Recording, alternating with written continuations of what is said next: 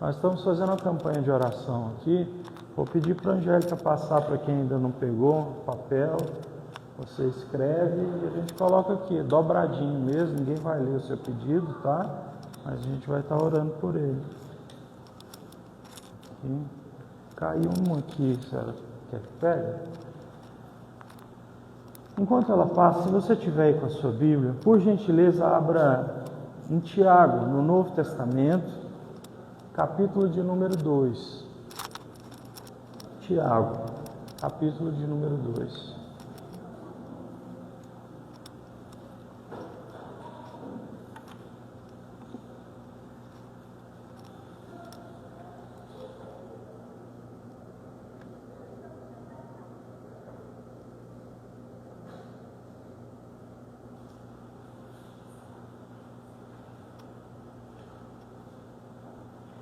Nós vamos ler no verso 14, tá bom? Do verso 14 até o verso de número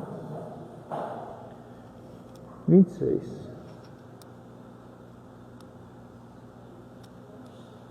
Carta que escreveu Tiago, irmão de Jesus, Tiago também, filho de Maria, com José. Está escrito assim, verso 14: De que adianta, meus irmãos, alguém dizer que tem fé se não tem obras? Acaso a fé pode salvá-lo? Se um irmão ou uma irmã precisar de roupas e de alimento de cada dia, e um de vocês lhe disser, vá em paz, aqueça-se e alimente-se até se satisfazer, sem porém lhe dar nada do que necessita, o que adianta? Assim, também a fé, por si só, se não é acompanhada de obras, ela está morta. Contudo, alguém dirá, você tem fé e eu tenho obras. Mostre-me a sua fé sem obras e eu mostrarei a minha fé pelas obras. Você crê que existe um só Deus? Muito bem, até os demônios creem, mas eles estremecem. Insensato, quer certificar-se de que a fé sem obras é inútil? Não foi pelas obras que Abraão, o nosso pai, foi justificado quando ofereceu o seu filho Isaque no altar? Você pode ver que tanto a fé como as obras estavam atuando juntas e a fé foi aperfeiçoada pelas obras. Cumpriu-se a escritura que diz, Abraão creu em Deus e isso lhe foi atribuído como justiça. E ele foi chamado amigo de Deus. Vejam que uma pessoa é justificada pelas obras, não apenas fé. Acaso semelhante é o de Raabe, a prostituta. Não foi ela justificada pelas obras quando acolheu os espias e os fez sair por outro caminho? Portanto, como o corpo sem espírito está morto, assim a fé sem obras também está morta. Vamos então fazer uma oração. Senhor Jesus, nós queremos orar também pelos pedidos de oração mais uma vez, pedir que o Senhor abençoe, pedir que, ó Deus, tudo que está em conformidade com a Tua palavra possa se cumprir, pedir, ó Deus, que as bênçãos do Senhor possam seguir todos aqueles que creem. Rogo ao Senhor, ó Deus, que o Senhor nos abençoe neste ano, abençoe no próximo ano que vai adentrar. O Senhor conhece o que está no coração de cada um, e eu rogo ao Senhor, ó Deus, pedindo que o Senhor abençoe. Abençoe, porque o Senhor é o único que tem poder para destravar o que está travado, para destrancar o que está trancado, para abençoar. Nós colocamos tudo nas Suas mãos e te pedimos, seja feita a Tua vontade, aqui na terra, como já foi feita no céu. Muito obrigado, Senhor Deus, e assim eu te peço, atende às nossas orações, que nós possamos testemunhar dessas orações, ó Deus, e do cumprimento delas para a glória do Senhor. Muito obrigado, oramos assim, em nome de Jesus. Amém. Amém? Eu preciso te explicar uma coisa, que senão você pode até pensar que a Bíblia está se contradizendo. Se você puder, Efésios capítulo 2. Roberto, você acha que dá para colocar aí na tela, Efésios 2? Efésios 2, versículo de número 8. Nós temos a base do que é salvação. Acho que essa água aqui é de outro dia, né? Vamos ler capítulo 2, versículo de número 8. Obrigado. Diz assim: pois vocês são salvos pela graça, por meio da fé. E isso não vem de vocês, é um dom de Deus, e não é por obras, para que ninguém se glorie. Não por obras, para que ninguém se glorie, pois somos criação de Deus, realizada em Cristo Jesus, para fazermos boas obras, aos quais Deus preparou antes nós para que as praticáramos. Veja bem, a palavra de Deus diz que a salvação é um dom gratuito. A salvação Deus nos entrega ela por meio graça, muito obrigado, Carla, por meio da graça e da fé. Fé é um dom de Deus, está escrito aqui. Ninguém pode aumentar a sua fé por si mesmo. É um dom que Deus dá. Por isso, se nós queremos mais fé, devemos pedir a Deus. E graça, a tradução é favor e merecido. Eu não mereço, Deus me dá. Então nós somos salvos porque aceitamos o sacrifício de Cristo na cruz. Então quando eu digo, eu creio que Jesus veio, pregou a sua mensagem, morreu na mão dos pecadores, foi crucificado, derramou o seu sangue, entrou no meu lugar, ressuscitou ao terceiro dia, certo? Pregou ali aos seus e depois subiu aos céus e vai voltar por uma última vez. Então eu creio no que a Bíblia diz que é salvação. Isso se chama justificação. Eu sou justificado pelo sangue de Jesus e não pelas minhas obras. Nada que eu fizer me justifica. A obra de Jesus é que me justifica. Então, só para você ter uma ideia, essa carta de Tiago, no tempo da história, no século XVI, até tentaram arrancar ela da Bíblia, porque chamavam ela de carta de palha, porque achavam que havia uma contradição entre a doutrina da salvação e a doutrina das obras. Mas você pode olhar comigo, o verso de número 10 diz que Deus nos criou para nos salvar, e o verso 10 diz, porque somos criação de Deus, realizadas em Cristo Jesus, para fazermos boas obras. O que isso significa? A partir do momento que eu sou salvo, que eu creio em Jesus, as obras elas começam a fluir naturalmente. Então, as obras, elas não são parte da salvação. Então, não é que Jesus, em parte, ele me salvou pelo seu sangue e em parte eu sou salvo pelas obras. Não, eu sou salvo pelo sangue de Jesus e por ter esse sangue que me salvou, as obras são consequência de um coração transformado. Entende? Então, nunca podemos confundir isso, porque muitas pessoas ainda fazem obras achando que estão se aperfeiçoando espiritualmente, mas não. Obras são o resultado da salvação que já existe no meu coração. Então Jesus me regenerou e quando Ele me regenera, Ele me faz ter o desejo de orar, de ler a palavra, de pregar, de ajudar os necessitados e por aí vai. Tudo isso eu faço por amor a Deus e às pessoas, não para ser salvo. Esse é o grande ponto que a gente precisa entender, porque senão nós vamos estar sempre procurando salvação. Mas a salvação nos foi dada, certo? Jesus nos deu a salvação. Em Colossenses capítulo 3 diz que quando Jesus estava morrendo na cruz, todos os principados e as potestades estavam sendo humilhados publicamente. Potestades e principados significam demônios. Eles estavam sendo humilhados publicamente, o quê? Quando Jesus estava vencendo, carregando os pecados nossos nas suas costas. Então, parece que quando Jesus está ali na cruz, parece que a vergonha está nele, que ele está ali, ele está praticamente sem roupa, um monte de gente passa, blasfemando contra ele, parece que é Jesus que está sendo então humilhado, mas a Bíblia diz que o quê? O que acontece ali naquele momento, no mundo espiritual, é uma derrota das forças do mal. Dito isso, voltemos então para o capítulo 2 de Tiago, que não contradiz a salvação pela fé e pela graça. E o capítulo 2, então, a partir do verso 14, vai nos dizer o seguinte: de que adianta, meus irmãos, alguém dizer que tem fé se não tem obras? Acaso a fé pode salvá-lo?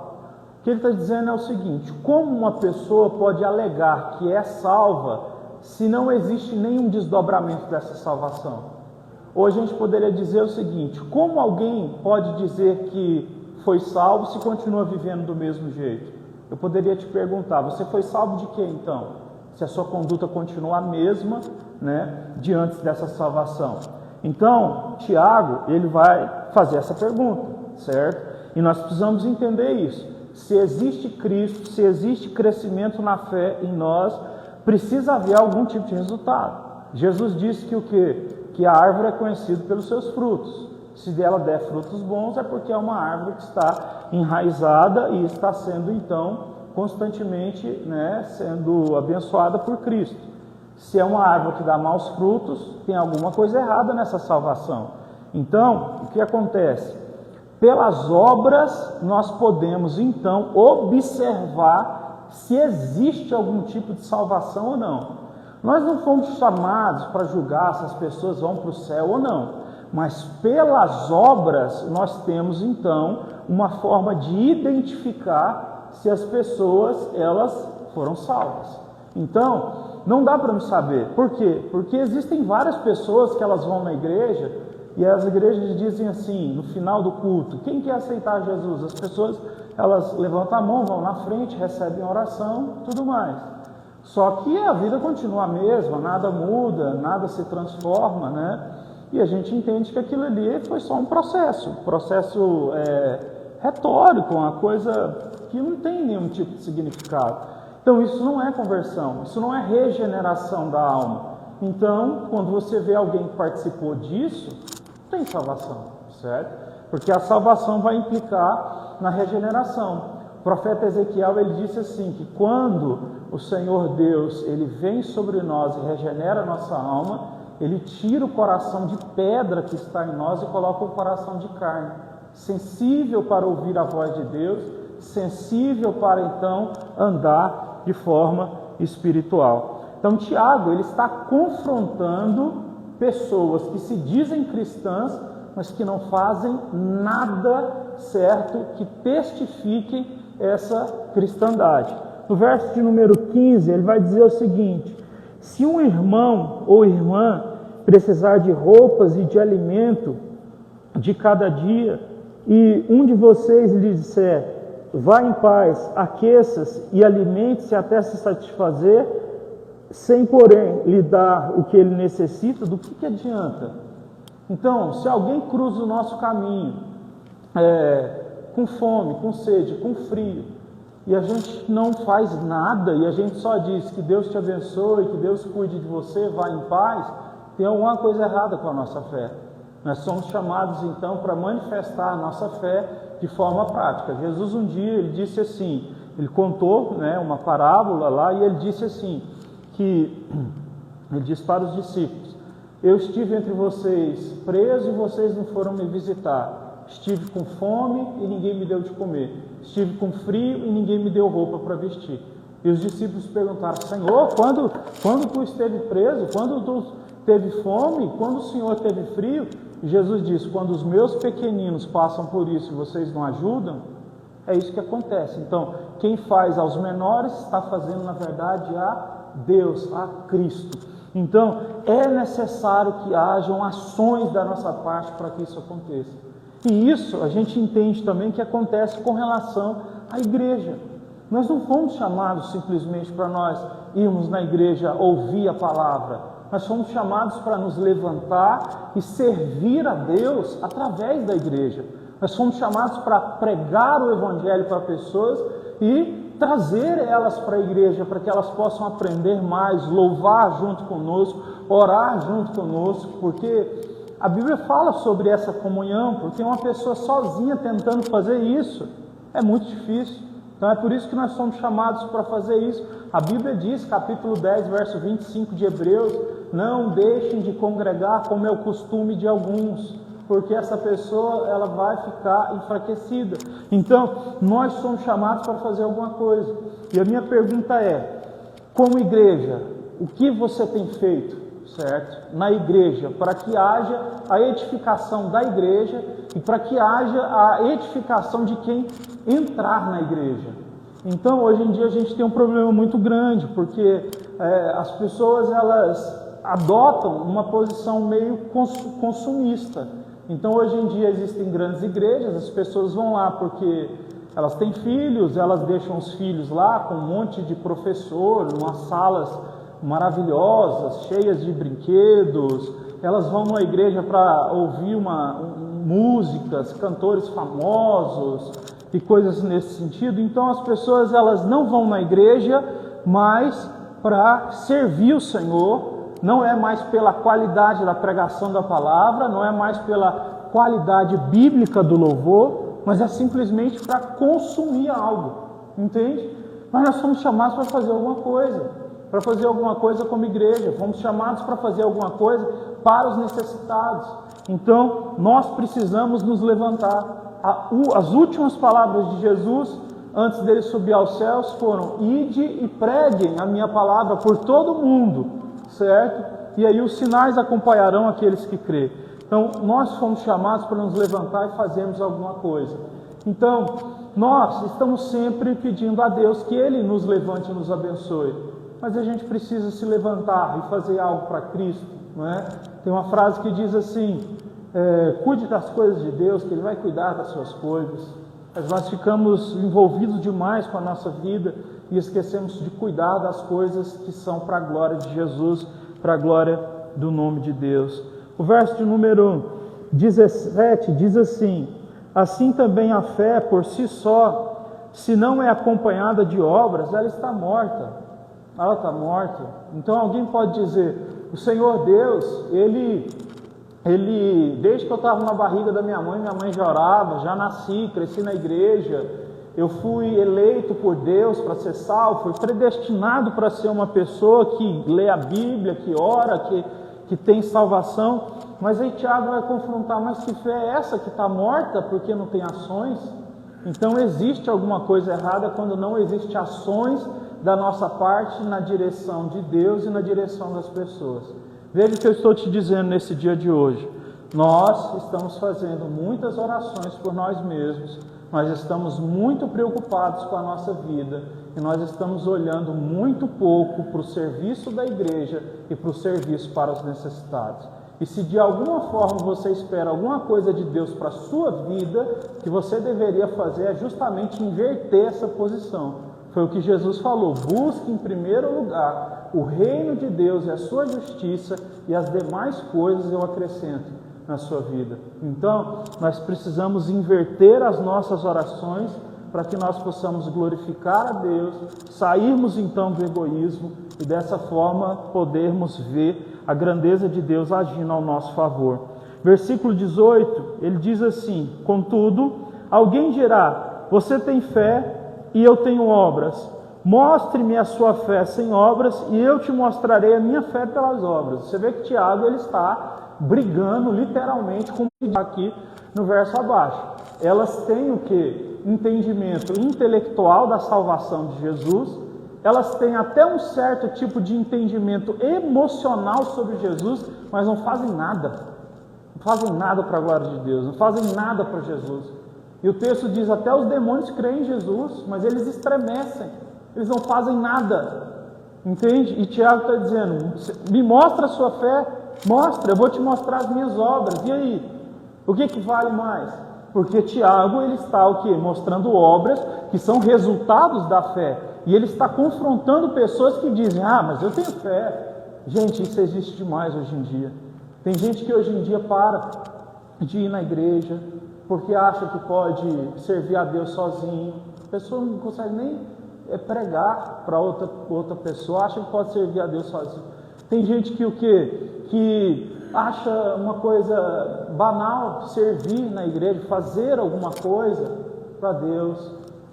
Tem gente que já não consegue mais orar e leva isso como se fosse também uma brincadeira. E nada disso é uma brincadeira.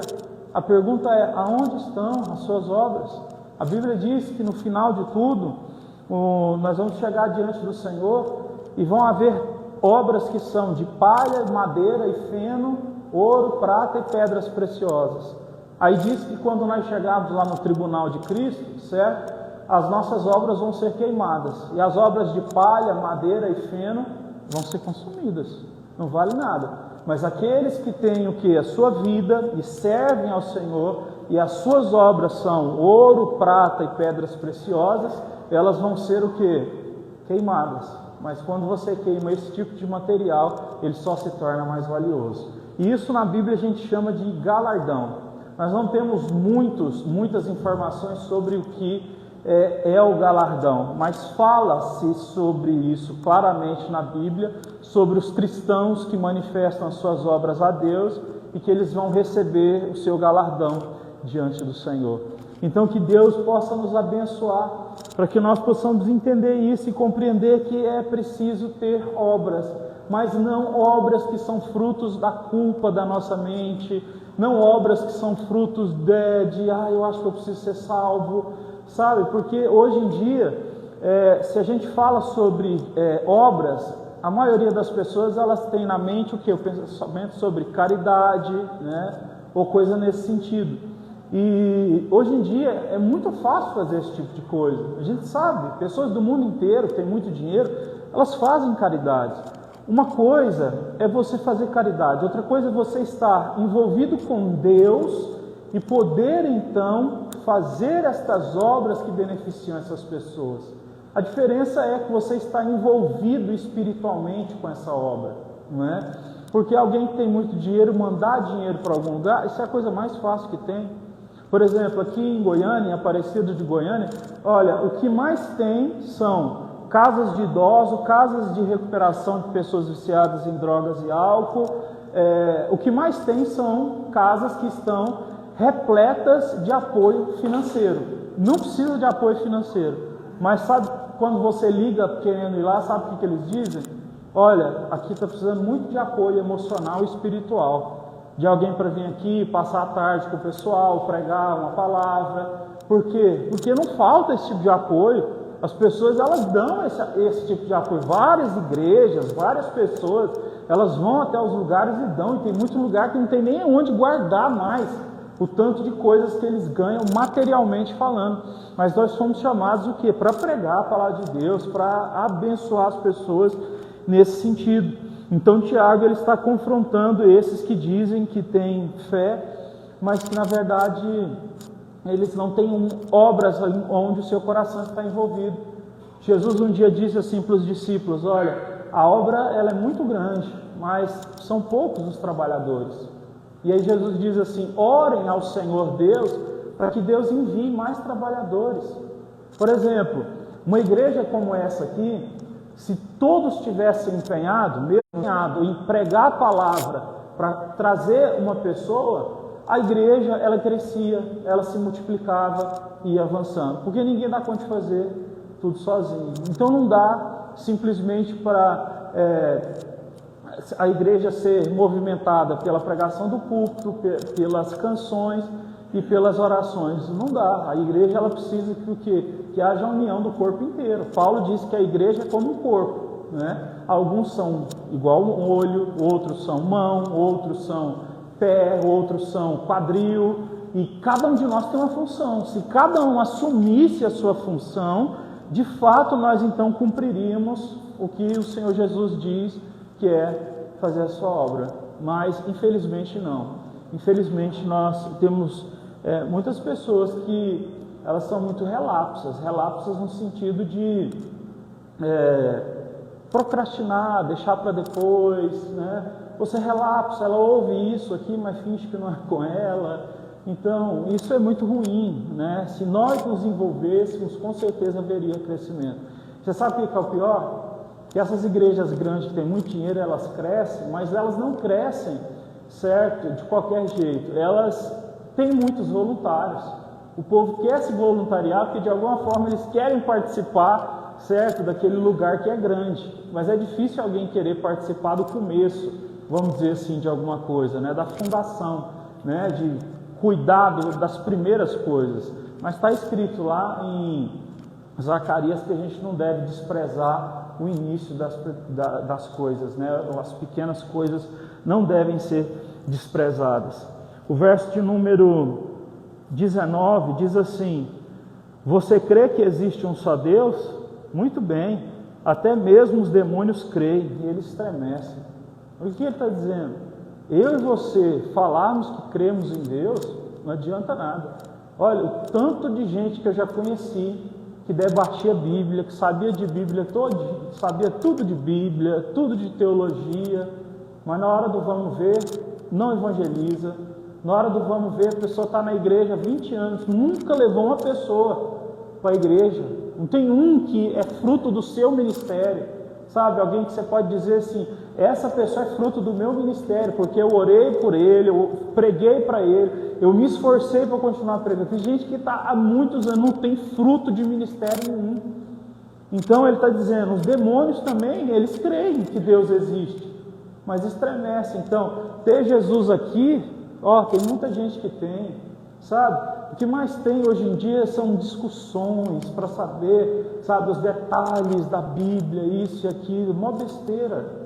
Por quê? Porque se essas pessoas realmente estivessem preocupadas em estabelecer discussões para quebrar erros, essas pessoas primeiro elas teriam que estar envolvidas com a obra evangelística, com a obra da igreja, porque isso é mais importante, entende? Então, isso é fundamental. Então, que a gente não seja dessa forma em dizer, não, eu creio, mas os demônios também creem. Cadê as nossas obras, certo? O que nós estamos apresentando diante de Deus? A Bíblia até diz que nós vamos chegar no céu, alguns vão chegar lá e vai dizer, Senhor, o teu nome eu até expulsei demônios, profetizei. Jesus vai dizer, nem te conheço. Como assim não me conhece? Não te conheço. Você nunca viveu para mim. Você fez coisas para tentar se aparecer para mim, mas viver para mim nunca viveu. É o que Jesus falou. Então até os demônios creem, mas eles estremecem, eles têm medo.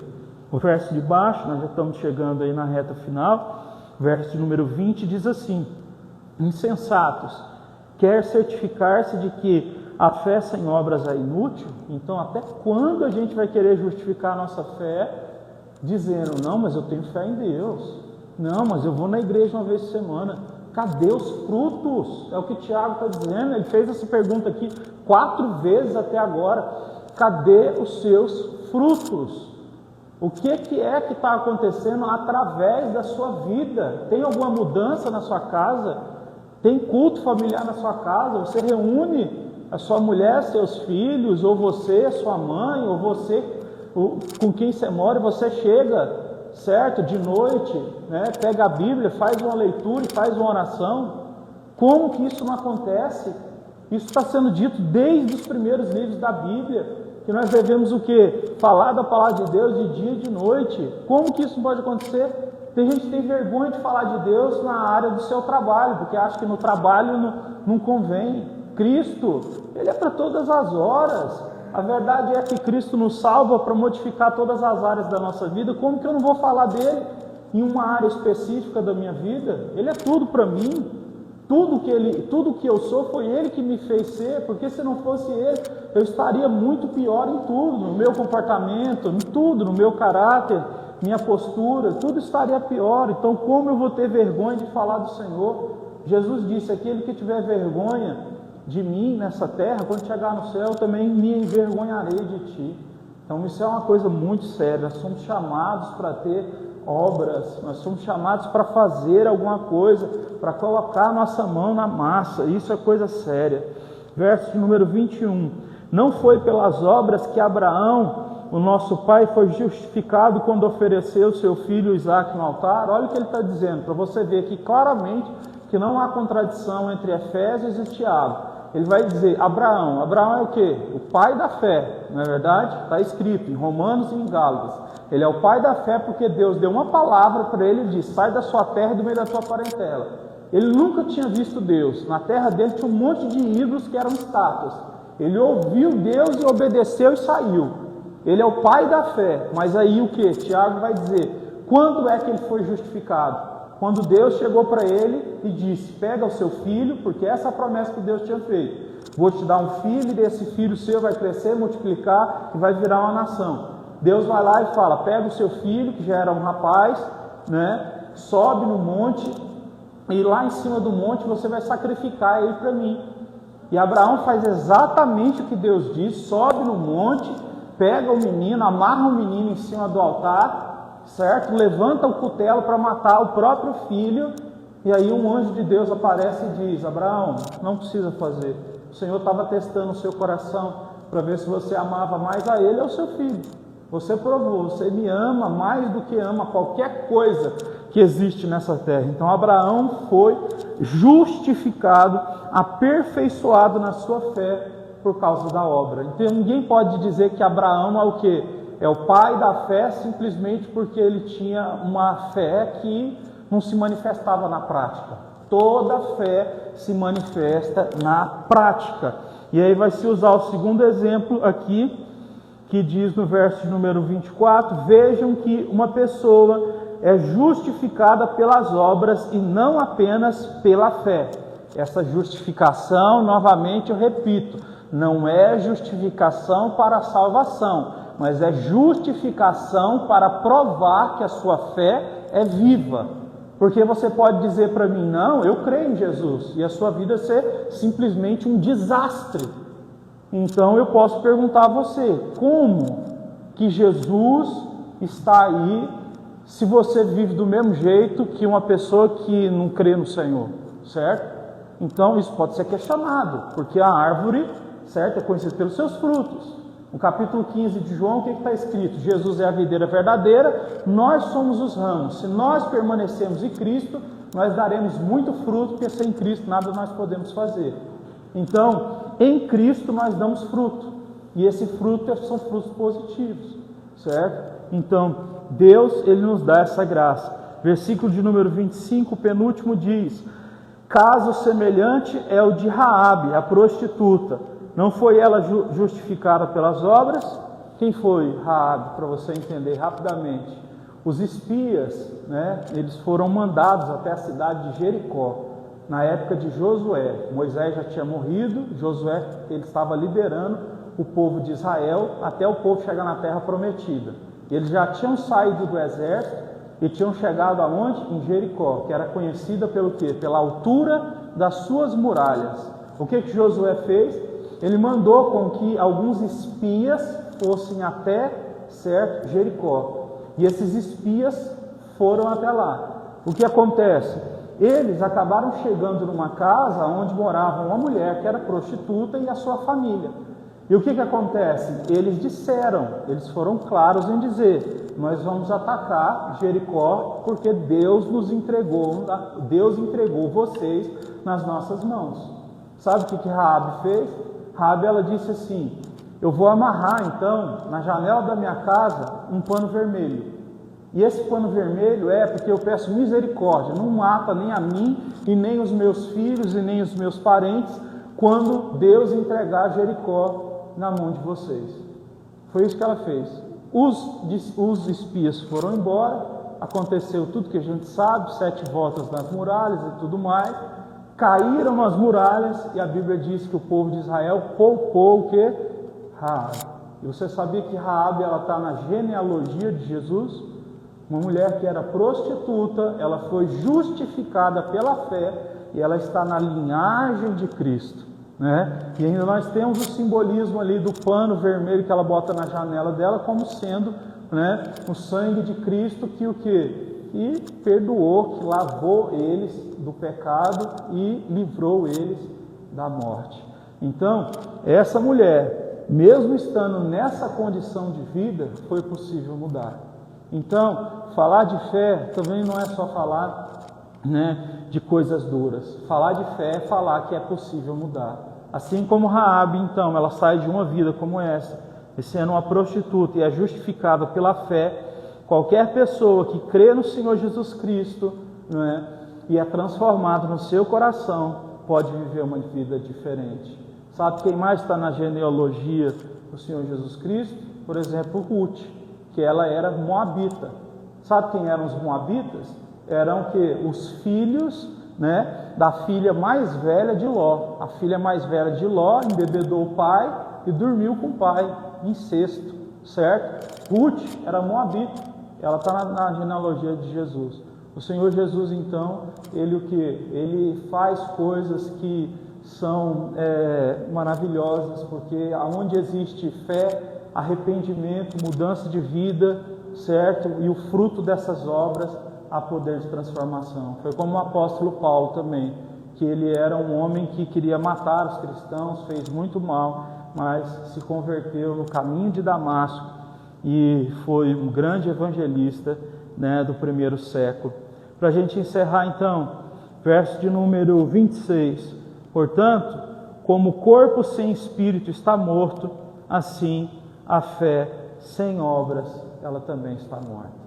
Então, assim como o nosso corpo ele precisa do espírito, a nossa vida precisa ter frutos de arrependimento. A nossa vida precisa ter, então, frutos, né, de serviço ao Senhor nosso Deus. As nossas lamparinas precisam estar acesas, como a das 5 virgens, né? 5 virgens eram nécias, eram imprudentes, e quando o noivo chegou, estavam apagadas as lamparinas dela. O noivo é Cristo. As outras 5 não, elas tinham azeite e a lamparina delas estavam acesa e elas estiveram com o Senhor. Que Deus possa nos abençoar então, para que haja frutos nas nossas mãos e que esses frutos eles possam permanecer. Vou terminar usando o último exemplo, que é o exemplo de Caim e Abel. Você vê que Caim, ele apresentou frutos que na verdade eram restos do seu trabalho, né? Ele era um agricultor, ele pegou o resto do seu trabalho e colocou diante de Deus. Enquanto o irmão dele, Abel, pegou aquilo que era o principal, ele era um cuidador de animais, e ele coloca diante de Deus. E o texto sagrado diz que Deus aceitou a oferta do que? De Abel, mas rejeitou a de Caim, porque a de Caim, na verdade, era uma oferta que não era oferta, era simplesmente uma formalidade, por assim dizer. Que Deus abençoe então, para que todo o nosso esforço, toda a nossa vida, quando a gente fala de fé e de espiritualidade, seja como a de Abel, onde a gente dedica todo o nosso coração, porque está escrito que aquele que busca a Deus de todo o coração encontra o Senhor. Vamos nos colocar de pé para a gente orar?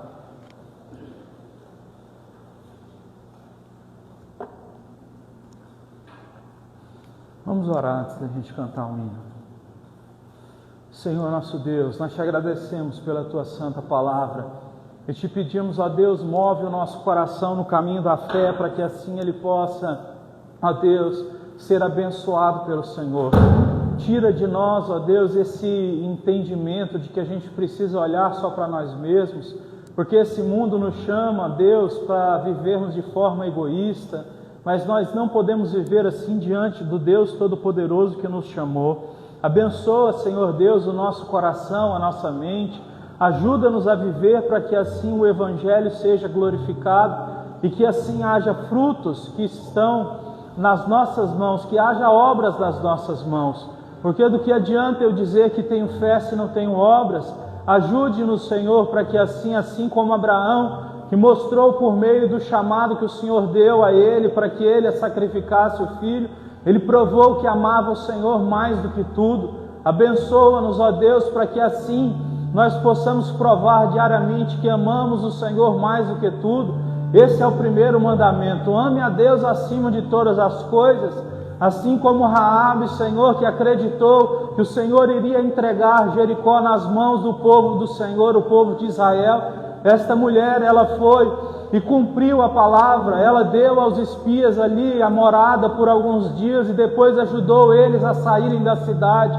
E quando o povo de Israel entrou para batalhar após os muros caírem, esta mulher não morreu e nem a família dela, porque ela creu e havia frutos de arrependimento nas ações dela, em tudo quanto ela tinha a ver com ela e com a família. E é por isso que nós te pedimos, faz isso em nós, Senhor, Nós não queremos ter uma fé como os demônios, que está só no entendimento, na cabeça. Pai, não é isso, Senhor. A fé é algo que toca as entranhas do nosso coração. Está escrito que devemos buscar o Senhor de todo o nosso coração. Por isso nós te pedimos, Senhor, que mais uma vez o Senhor retorne ao nosso coração o primeiro amor. O primeiro amor que nos faz, ó Deus, nos envolvermos com a Tua obra, nos envolvermos com os necessitados, abençoarmos as pessoas à nossa volta, falarmos de Jesus Cristo. Quem sabe algumas pessoas que estão à nossa volta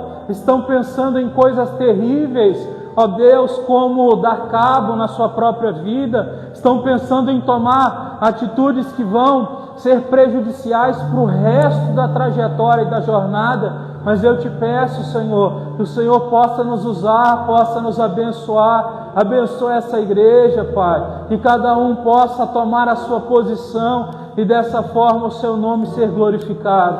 Aceita o nosso louvor neste momento, para a honra e para a glória do Senhor. Muito obrigado, Senhor, muito obrigado. Glória a Deus. Vamos louvar o Senhor.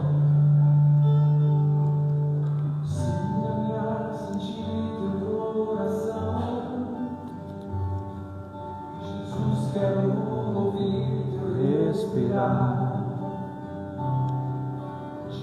meu fôlego com minha fé e te adorar.